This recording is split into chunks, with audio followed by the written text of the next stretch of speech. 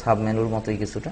ইনসার্টের আন্ডারে এগুলো আছে, পেজ লেআউটের আন্ডারে এগুলো আছে, ফর্মুলার আন্ডারে এগুলো আছে। ঠিক এইরকমভাবে এই ফরম্যাটিং টুলবার বা সাব মেনুগুলো দেওয়া আছে। এগুলো আমরা পরবর্তী সময় ব্যবহার জানবো।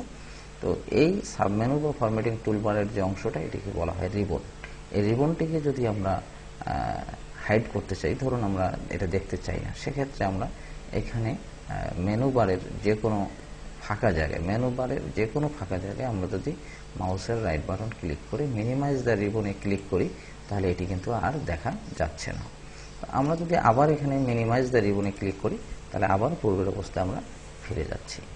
এখানে এটি হচ্ছে নেম বক্স আর এটি হচ্ছে ফর্মুলা বার।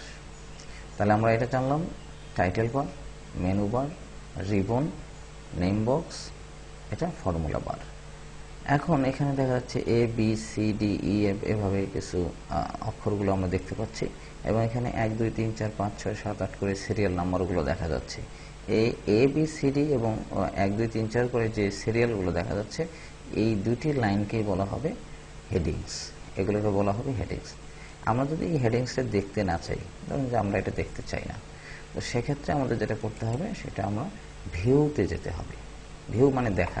আমরা এটা দেখতে চাই বা দেখতে চাই না, সেটা সেই কাজ করার জন্য আমাদের ভিউতে যেতে হবে। ভিউতে গিয়ে ধরুন আমরা এগুলো দেখতে চাই না, সেক্ষেত্রে আমরা হেডিংস লেখাটি যদি আমরা তুলে দিই, তাহলে দেখুন আমাদের ABCD এবং 1 2 3 4 লেখাগুলো আর শো করাচ্ছে না। তো আমরা আবার হেডিংসে যাই, কারণ ওগুলো থাকলেই বরং কাজ করা আমাদের জন্য সুবিধা হবে। এখন আমরা যেটা জানবো, যে এখানে এই যে লম্বালম্বিভাবে কিছু দাড়ি টানা আছে, দেখুন পেন্সিল দিয়ে দাড়ি টানলে যেরকম হয় এরকম দাড়ি টানা আছে, এবং আড়াআড়ি ভাবেও কিছু দাড়ি টানা আছে। এই লম্বালম্বি এবং আড়াআড়ি ভাবে যে দাড়িগুলো টানা আছে, লাইন